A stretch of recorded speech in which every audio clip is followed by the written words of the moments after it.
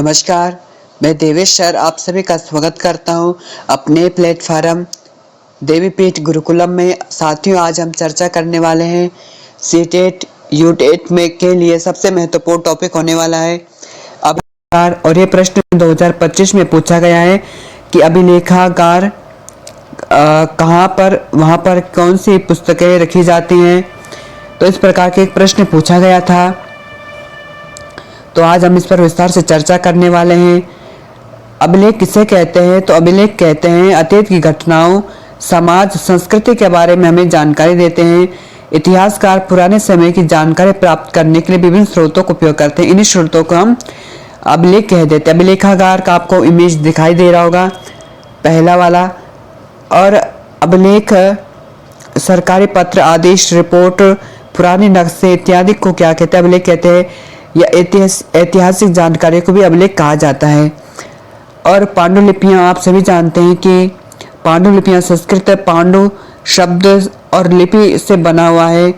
तो आप यहाँ पर देख सकते हैं कि प्राचीन सभ्यता, प्राचीन संस्कृति जैसे रामायण इत्यादि पांडुलिपियों के जरिए इनके स्रोत पता चला है। ताड़पत्र, भोजपत्र, कपड़ा, ताम्रपत्र और चमड़ा इत्यादि स्रोतों के माध्यम से इनको क्या कहते हैं? पांडुलिपियां इन्हीं पर ही लिखी जाती है। साथियों, इसके बाद हम समझेंगे अभिलेखागार, पांडुलिपियां, ऐतिहासिक स्रोत का विस्तृत व्याख्या हम समझेंगे। तो हमें इतिहास हमें अतीत घटनाओं, लोगों, समाज और संस्कृति के बारे में जानकारी देता है। इतिहासकार पुराने समय की जानकारी प्राप्त करने के लिए विभिन्न स्रोतों का उपयोग करते हैं। इन स्रोतों में अभिलेख, पांडुलिपियां, सिक्के, स्मारक, शिलालेख आदि शामिल हैं। अभिलेखागार, पांडुलिपियां इतिहास अध्ययन महत्वपूर्ण साधन है। अब हम समझने वाले हैं कि अभिलेखागार किसे कहते हैं।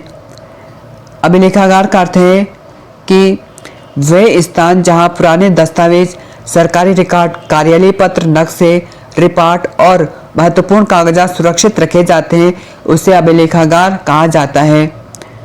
सरकारें अपने पुराने रिकॉर्ड, कार्य विवरण को सुरक्षित रखने के लिए राष्ट्रीय तथा राज्य अभिलेखागार बनाती है। जो सरकारें होती है राज्य में, केंद्र में, तो ये जो राष्ट्रीय और राज्य स्तर पर अभिलेखों को सुरक्षित रखने के लिए अभिलेखागार बनाती है ताकि वे सुरक्षित रह सकें। अब इनका महत्व हम समझने का प्रयास करते हैं।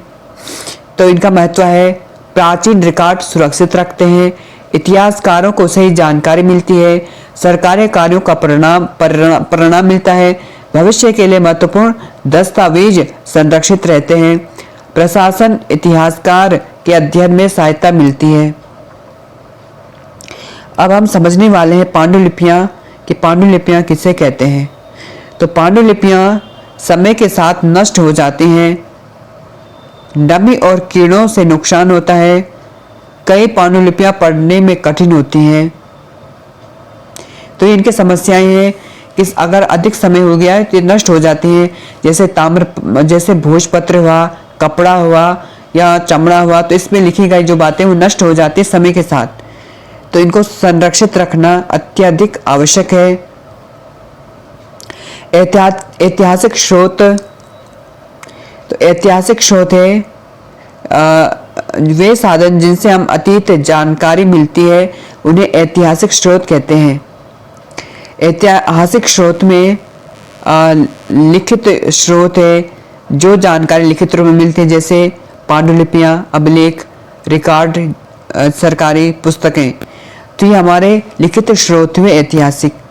इसके बाद पुरातात्विक स्रोत, तो इसमें क्या आता है? पुरातात्विक, तो जो वस्तुएं खुदाई से प्राप्त हुई हैं, जैसे सिक्के हुआ, मिट्टी के बर्तन हुआ, मूर्तियां हुए और भवनों के अवशेष हुए।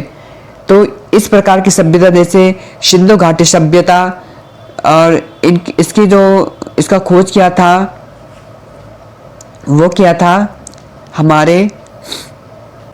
तो साथियों, मैंने आपको बताया जैसे कि सिंधु घाटी सभ्यता की खोज दयाराम साहनी ने करी थी, और इस प्रकार से वहाँ पर ये वहाँ पर जब उन्होंने खनन किया तो भवनों के अवशेष, मूर्ति इत्यादि उनको मिली थी। साहित्यिक स्रोत है जैसे कि हमारे पास साहित्य से प्राप्त जानकारी, उदाहरण वेद, पुराण, महाकाव्य, धार्मिक ग्रंथ। निष्कर्ष है साथियों आज का हमारा कि अभिलेखागार जो होते हैं, अभिलेखागार, पांडुलिपियां इतिहास के महत्वपूर्ण स्रोत हैं। इनके माध्यम से हमें प्राचीन समाज, संस्कृति, शासन और जीवन शैली की जानकारी मिलती है। यदि ये स्रोत सुरक्षित न रखे जाएं तो अतीत की अनेक महत्वपूर्ण जानकारी नष्ट हो सकती हैं। इसलिए संरक्षण अत्यंत आवश्यक है। जिस प्रकार से सिंधु घाटी सभ्यता हमें पता चला है कि वहाँ पर किस प्रकार से पहले के लोग जीवन यापन करते थे और किस प्रकार से सिंधु घाटी सभ्यता के जो लोग थे किस तरह से ईरान तक उनका जो यातायात था और व्यवसाय था, किस प्रकार से देश विदेश तक वे अपनी व्यापार करते थे और पक्की ईंटों का प्रयोग और नगरीय व्यवस्था किस प्रकार से थी। तो आज की वीडियो में अभिलेखागार, पांडुलिपियों के बारे में जानकारियाँ प्राप्त करी है। ये आप